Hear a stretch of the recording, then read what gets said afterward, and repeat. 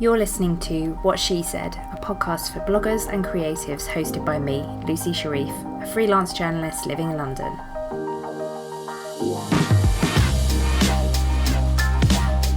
Each week I interview different women in blogging and the online world, getting their best blogging tips and advice, and a little bit of gossip too.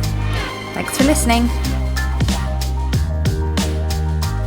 Hello and welcome to another episode of What She Said.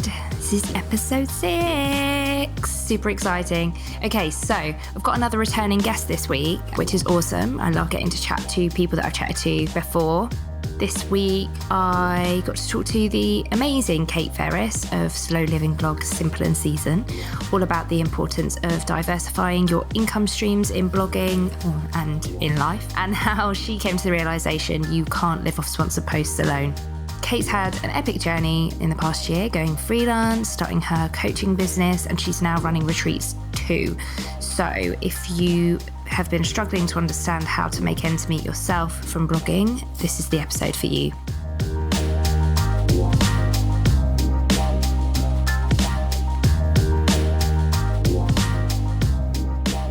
Welcome back, Kayte. How are you? I'm good. Thank you for having me back. Your episode was really, really popular. And because Kayte's been on already, if I would suggest that you go back to that episode, the link is in the show notes, and get to know her all over again and then come back to us. But for people that don't know who you are, do you want to briefly just give a bit of an overview? Yes, so I'm Kayte and I blog at simpleandseason.com.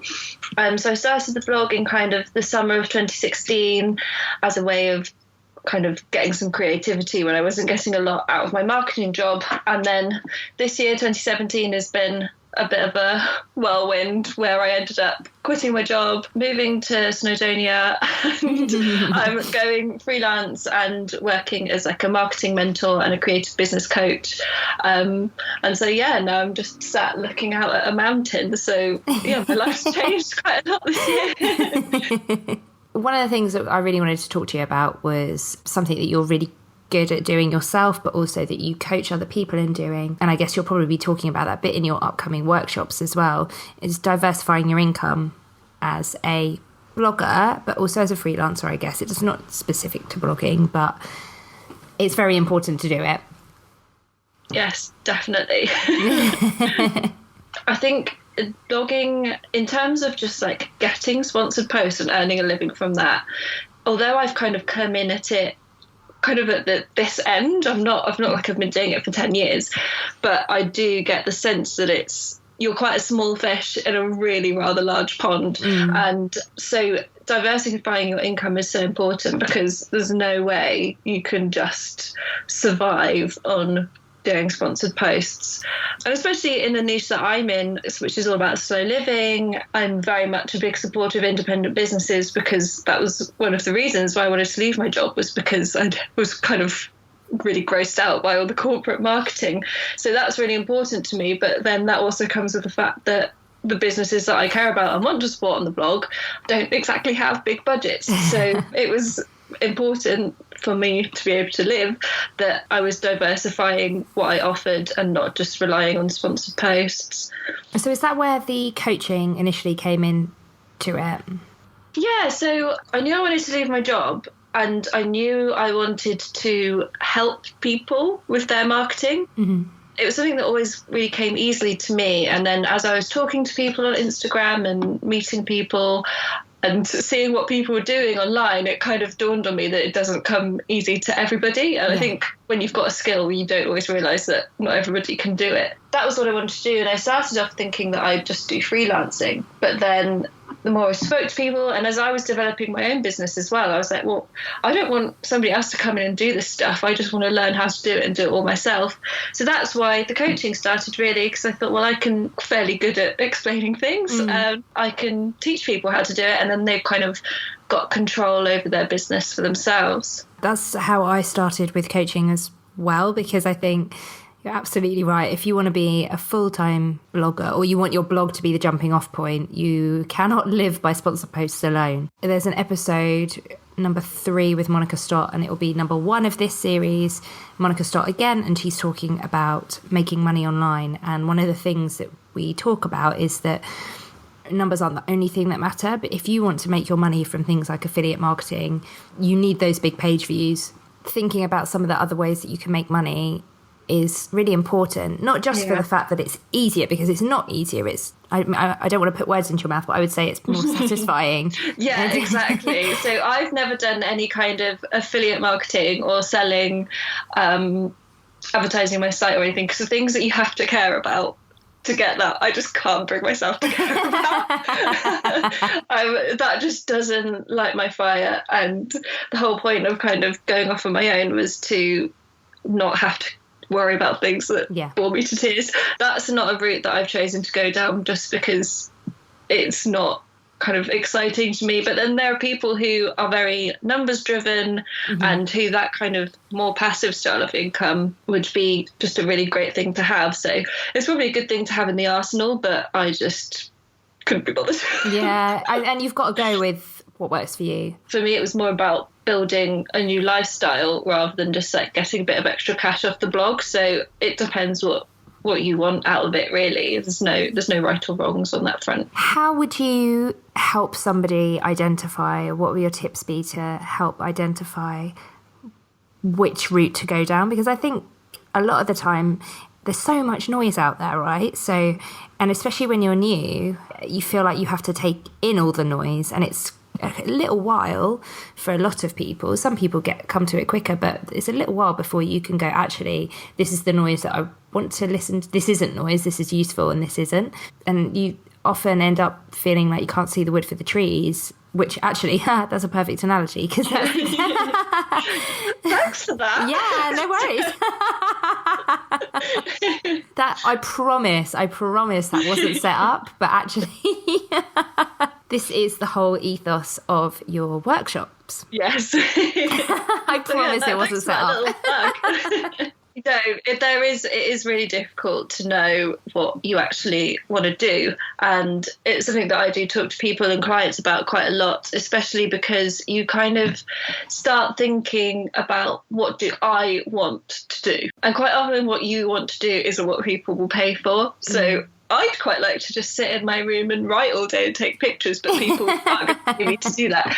You have to think about where you can provide the most value and what other people would want you to do. So for me, where I can provide value is with my marketing knowledge, helping people to build their own strategies, do the workshops, which is all about helping people work out what their business is going to be and about their purpose and discovering their audience and all that kind of thing. So that's where I can add value to people, rather than, well, obviously it is what I want to do, but it wasn't that I was sat here thinking, oh, I know what I want to do. Yeah. All I want to do is just sit on the phone to talk to people all day, because it's quite funny. I do say I've always hated talking on the phone, so quite how I've managed to get myself a job which is that all day, I don't know, but it is really rewarding. But it's also where I can add value to people, and that's kind of where I've started the workshops, and I keep meaning to write a course next year, because that's kind of what I get asked. So yeah, if you don't know, if you're already at the kind of, well, this is what I think I want, I don't really know where my value is, the best thing to do is just ask people. It's really underestimated thing that nobody wants to ask people their opinion, and I'm constantly doing it. So when I was planning my workshops, the dates that they're on is because I was choosing between March and April, and so I put it in a stories poll on Instagram, like, what's better, March or April? People said April, so okay. And it's as easy as that. It's a really good tip. That's a really good tip. All my captions on Instagram are just like asking. That's true. Yeah, you're really good at that. Yeah, so it might be that you just ask in stories, or just think about what people say to you. So if you get a lot of comments about how beautiful your pictures are, then maybe you can think about starting a stock photography shop or writing a course to help people take better photos. So pick up on what people are already getting that's valuable to them from you, and then refine that down, and then start asking what people would like to see. And that's a really good tip. That's a really, really good tip. And I mean, even basically using this call as a free bit of coaching for myself. And now I'm thinking, that's exactly what I'm going to do. So you're going to see on my stories now, there's just going to be incessant polling. What is the thing that you find comes up most in your kind of creative coaching work? The questions that come up the most from your clients to you?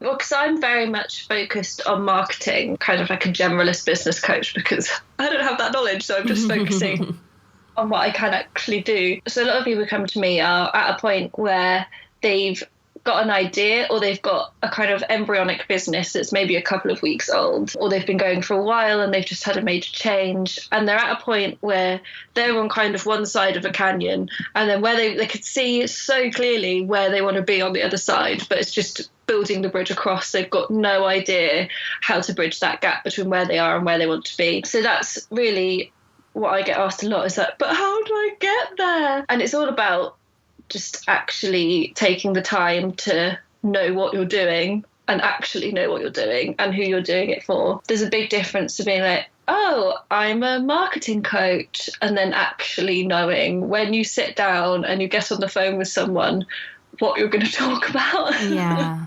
So it's having that really succinct purpose that people can understand and that they can jump on board with and be like, yes, that's exactly what I need. You're speaking directly to me.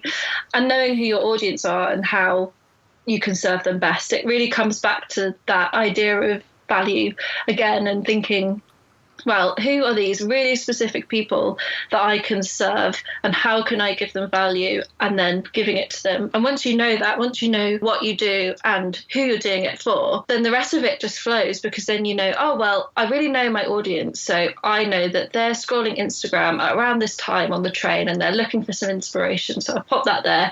And I know they listen to XYZ podcast, so I'll pitch to be a guest on there. Yeah. And I know they read this magazine, so I'll write a guest post or an article for them. So it all kind of flows from really knowing what you do and who you do it for. Oh, you make it sound so simple. I feel like this is clearing the fog for me anyway, so that's brilliant. It is simple. That's the thing with marketing. It's just been like bogged down to be this really complicated thing for some reason, whereas it's actually just one human talking to another human, or one business talking to another business. And you just have to kind of refine it down to those bare bones. That's good free tips for you all. You're welcome. Going back to diversifying your income, what kind of revenue streams do you think are maybe things that people haven't thought about, specifically in blogging? Because we all know, yes, sponsor posts, and we kind of know about affiliate marketing. I think probably there's a bit of haziness around, do you get paid to go on a trip or brand collaborations, etc., etc.? Is it just gifted, or am I getting paid for that Instagram post? But beyond that, because you're right, that is such small fry for the majority of us, until you get to kind of the big numbers. And if that's your goal, that's awesome, but it's probably good to think about other things.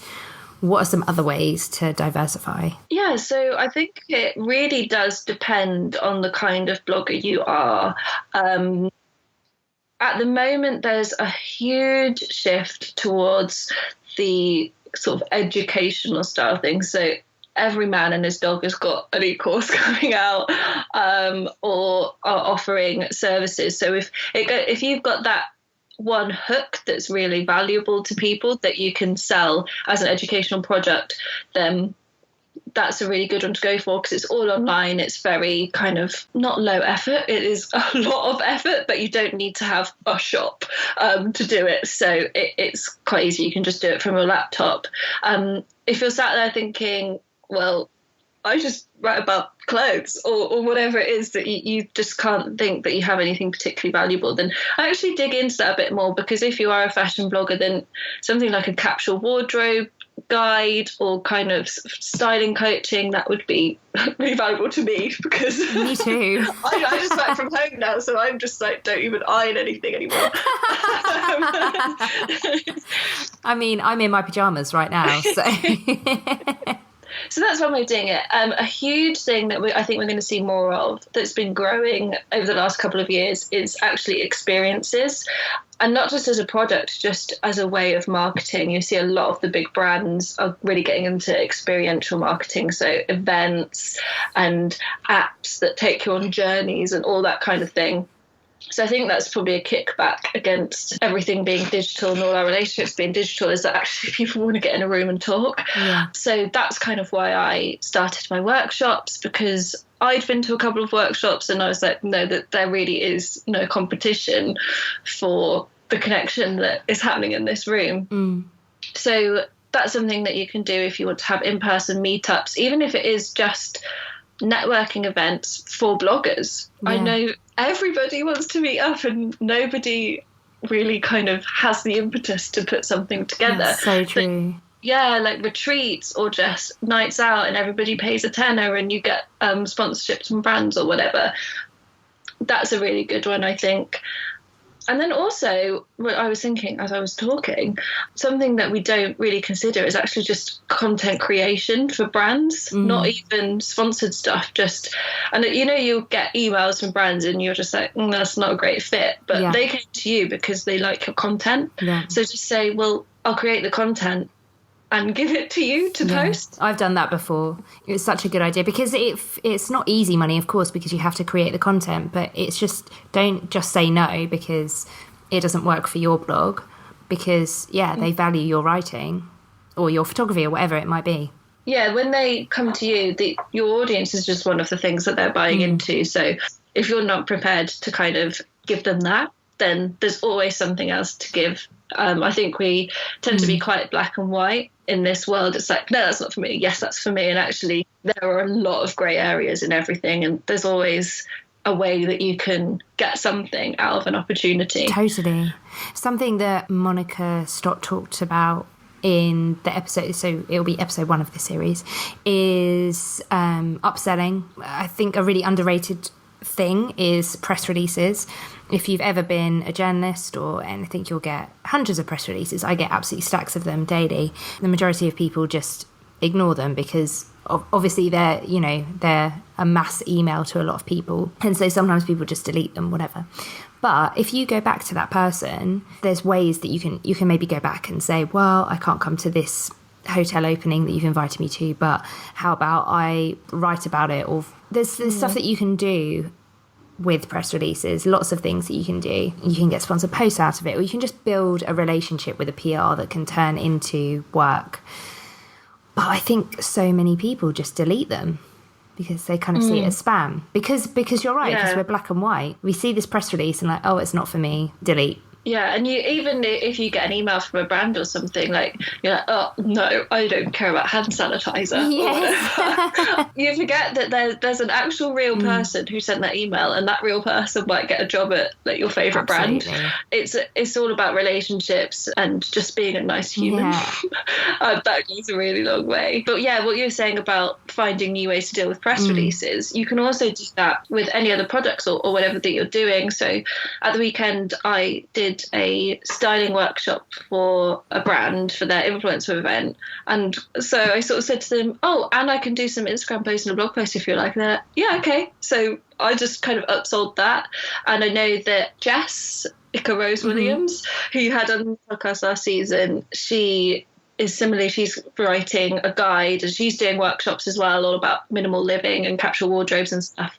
And so she's written an ebook which she's going to use as an upsell on those workshops. That's such a good idea. So yeah, there's loads of little things that you can do if you just think about it for like 5 minutes more than you've already thought about it. Then you get an extra idea to think about how you can squeeze the most out of it. Also, I think take yourself away from the noise and listen to other people instead. That I've got so many different ideas since I wasn't in the echo chamber of the travel blogosphere. My Instagram community is so different from my old life in many ways, but that's where I've got the most original ideas that I've had have come from that side of things. I think there's something to be said for really taking yourself out of your comfort zone and out of your usual noise. Definitely. It's like every little niche has got its sort of recipe for success, Yes. and everybody kind of does the same thing. So if you listen to, well, if you're kind of in the online education sphere and you listen to things like Being Boss or the Gold Digger podcast, and you're kind of that very girl bossy sort of Hustler. arena. It's all like webinars, ebooks, blah blah blah, Facebook Live. It's all of that kind of stuff. Whereas actually, if you take that stuff and transplant it in a travel blogging sphere, that might be really original. Yes, that's true. And vice versa. There's things that if you're in one niche and it seems like everybody's doing it, somewhere else there might be nobody doing it. So you can just transplant it from one to the other and start something really unique. I think that's such a good way of putting it, that everybody has their own little recipe for success. You might succeed if you follow that recipe, but normally you need to break away from the pack and don't be a sheep, basically. And although it's like not copying, I know there's a whole lot of stuff about copying, but it does come down to like, oh, you're doing a course, so that means you're trying to be like so and so. Once I think there's always one person who's the trailblazer, and everybody who comes afterwards is the copier. Sort of has that kind of headache, that kind of hanging over them, that didn't have the idea for a course first. The more you can be unique, the better. I think so. I talked about imitation versus copying on a Podmas episode, and it's so hard because I think even when you start talking about it, I feel like you're probably not like this because you're quite magnanimous and pragmatic. So many of us, even when we hear somebody talking about, or hear someone surreptitiously tweeting about something, like, well, it's me. They're talking about me. I'm the one, aren't I? I'm the one copying them. And I had a conversation with a friend this morning and she was like, this is an area that you do really well. You need to write about this. You should do an e-course on it. You do it really well. And I was like, yeah, but it's this other person's thing. And they were like, no, it's not. That's not nothing out there. There's no such thing really as an original idea, which is what Sarah Louise Ferguson said in episode 20, I think it was, of series 1. There's no such thing as an original idea, really. We're all just not necessarily emulating, but we're all just doing variations on something that's already out there. Because that's what makes you successful. I wrote a blog post like way back in summer about using tropes on Instagram, because that's kind of the way that the algorithm is sort of leading us to create content in a way. But if you want to use Instagram for a business, then well, yeah, you've just got to suck it up and deal with that rather than cry about your creativity. But so I sort of talk about tropes in terms of like, I know the sort of things that my people pick up on in pictures. So for me, it's all like very earthy tones and cups of tea and blankets and notebooks and all that kind of thing. So I know if I slot a few of those into my pictures, then they're going to do well. As soon as I know if I've had a bit of a slump, I'm like, right, I need to post a picture of a cup of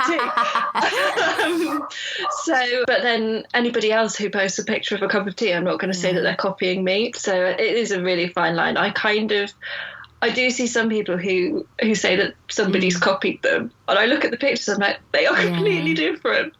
It's such a fine line, and I think you can't police it. You can't really prove it either way, so just it can't be a thing, so don't make it a thing.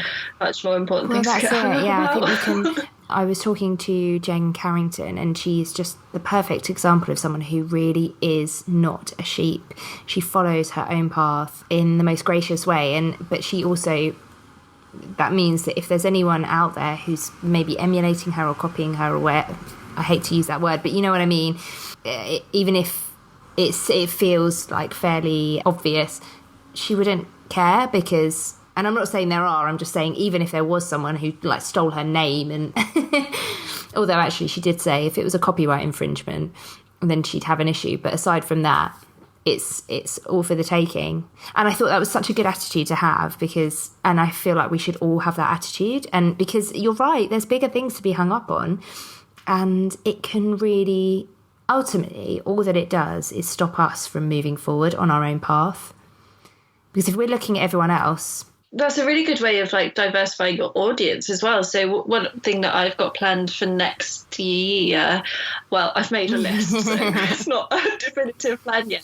But in terms of actually expanding my audience and kind of getting seen more, is that there are people who do very similar things to me, but actually it's much better to join forces and sort of introduce them to my audience and get them to introduce me to their audience, because I'm not going to be like the perfect person for all of their customers, and the same goes, but there might be one or two people who are like, actually Kayte seems like a better fit for me. But either way, it's a way of me introducing my audience to somebody who can provide them with value. And as long as I've got that mindset, then that's all I need to do. I completely agree. You're so brilliant at that as well. I think what I said about you in your episode in the pre-roll was that you're just one of the most laser-focused people that I've ever met, which I think is really true, but you're not laser-focused in a girl boss hustle hard kind of way. Yeah, kill everyone else, But that's how you're successful, by putting your blinkers on, doing what you're doing, but yes, joining forces with people, as opposed to thinking they're my enemy, they're my competition, so I'm gonna... And that's not something that necessarily comes naturally. I don't want to like polish my halo here. There is, I, like everybody else, get a little pang where I'm like, oh, they might be better than me, or oh god, they're doing the same thing as me. But it's like a conscious thing to say, well, actually, let's turn this round. How can this be beneficial? How can this be beneficial to me, to my audience, to them? And that's just like such an easier way to live, rather than just stressing out about what everyone else is doing. It's even, I feel like this has been a therapy session for me as well. It is an easier way to live, and it makes you feel so much more focused on yourself and a lot less hung up on basically what is quite silly. It's quite a silly job that we all have. Yeah, like nobody's going to die if something goes wrong with us. But yeah, it's just seeing things as an opportunity rather than a threat, because even if something looks like a threat, you can turn it into an opportunity. Yes, absolutely. You're really good at these sound bites as well. Yeah, I worry sometimes that there's no substance behind it. I'm just good at like rolling out a sentence. Right? Yeah, that sounds great. Something that a mutual friend, Sarah Louise Ferguson, said that you said to her once, which is that I now always have in my head, is cream rises to the top. And I love that. I love that so much. It's another thing to think about when you're stressing about what other people are doing, is that the good stuff rises to the top. So just focus on what you're doing. Yeah, stay in your lane and think about what you're trying to be, because quite often we will compare ourselves to people who are doing completely different things to us. So they might have like a different aesthetic on Instagram, or they might be charging like 100 quid less for their courses or whatever. And so it's just thinking, is that what I want to be? No, then it doesn't matter. Totally. Everybody's in a different lane, and you've just got to keep doing what you're doing. And we were talking about this in our little like Instagram group the other day, where you've just, with the algorithm changes and all that sort of thing, you've just got to, you can't keep second guessing your content anymore. You've just got to believe in what you're doing, engage with people, because they're the only kind of real thing on Instagram, and just post your best stuff, and that's all you can do anymore, and just forget the rest of it. And I think that's, you can extend that out to just like do your best stuff, engage with real people, and then don't second guess yourself and believe in what you're doing. And that's the way to go, really. Otherwise, you just go insane. Totally. Something I wanted to ask you about, because I feel like you'll have some good tips on this, is thinking about how much you should charge for things. Do you have any good tips on this? I'm pretty sure you will do. Well, that's quite ironic, because I was talking to some friends like a couple of weeks ago, and it's always been a little bit of an elephant in the room that nobody really knows what anybody's charging, and we just all told each other the other day, and turns out I've been charging like 3 times less than everybody else. How funny. Yes. And everybody's like, how the hell have you not realised that you're massively undercharging? And I just thought, well, I've been quite lucky to get what I'd been getting. And actually, if we hadn't had that conversation, I would still be happy about what I was charging.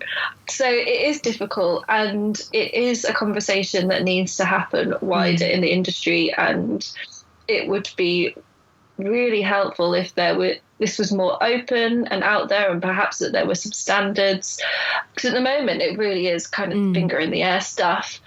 So what I like to think about, and how I've changed it, and what I was thinking about when I was changing my prices desperately on my media. Think about all the different segments of what you offer and what they're worth. So for something like an Instagram post, for example, part of it is the actual content itself, and part of it is the exposure it gets. So think about, yes, the number of followers you've got, but actually the engagement is way more important. So I quite often see people who have got like 50,000 followers or whatever, but they actually get the same or less number of likes and comments that I do. So to my mind, that's actually a more valuable prospect, because I've got a better engagement rate. And at the end of the day, you can have 50,000 followers, but if only 500 of them are seeing or even caring about what you're creating, then that's not a valuable prospect.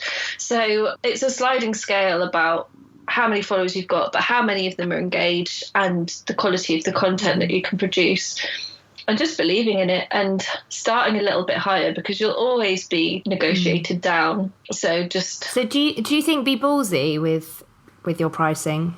Yeah. Yep.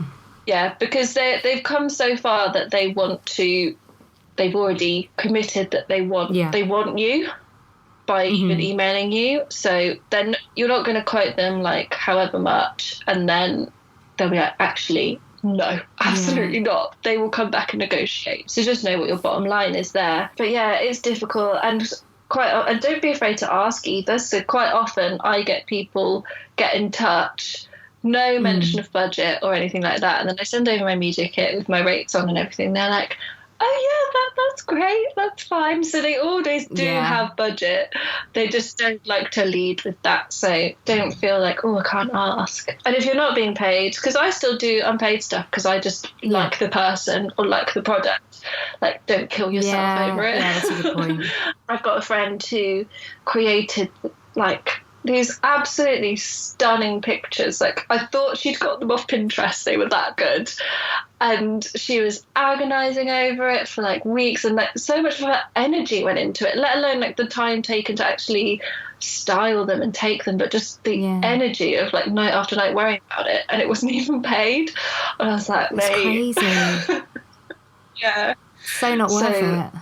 But she just gets the most content out of it. Yeah, I guess. And also, you know, there's value, like you say, you do, I do free stuff as well, because, and I don't feel like it's free, because if someone contacts me and says, I want to send you this product, do you know what? I actually would love to use that product, and I know I could make a beautiful picture out of it or write something nice about it. That's valuable to me. But you're right. I wouldn't necessarily then send them a coverage report or do a whole stream of photos. I might just include it in my stories or whatever. I think it's important in those situations as well to be really upfront and honest, and say, so when somebody sends me something like that, I'll say, yep, I'll include this in my Instagram stories if I like it. And just that one line in itself is just protecting you from kind of having a negative relationship, and it's also making the person who contacts you feel secure that you're a professional and you've set boundaries, basically. I think that's really important. Yeah, it all comes down to this being completely unregulated and new again, that nobody knows what to expect from anybody else, and PRs are quite clever in the way that they word things, and then you actually end up being obligated for things you didn't realise you're obligated for. So yeah, honesty is the best policy, and just try, although we don't have that many regulations and there's no kind of rule book, create the rule book you want to have and behave the way that you think everybody should. And it's that cream rises to the top again. Like if you behave so professionally and you send reports about things and you send them all the stories that you've created and all that kind of thing, then they'll want to work with you again.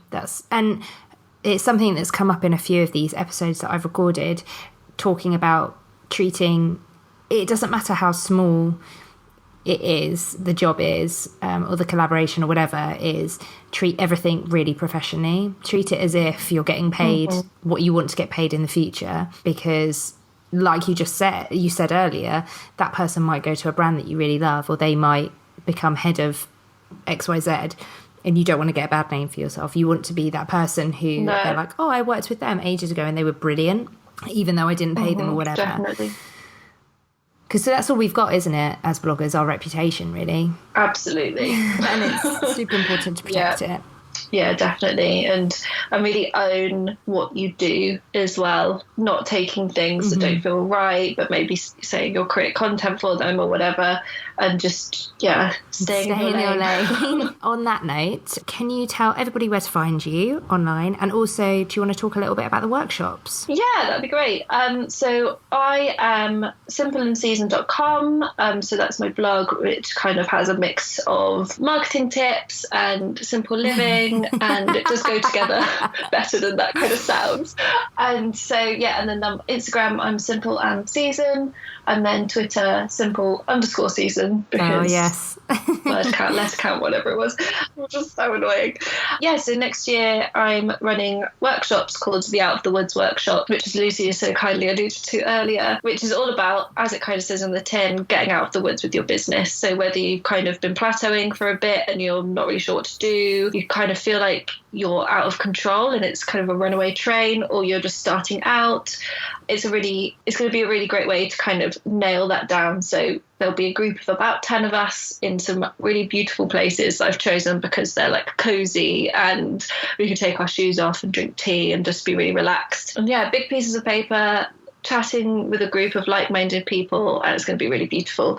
So there's one in Bristol in April and in the Peak District, May Bank Holiday weekend. There will be more. I'm trying to get a location in London, so anybody listening knows somewhere in London where I can hold a workshop, please message me.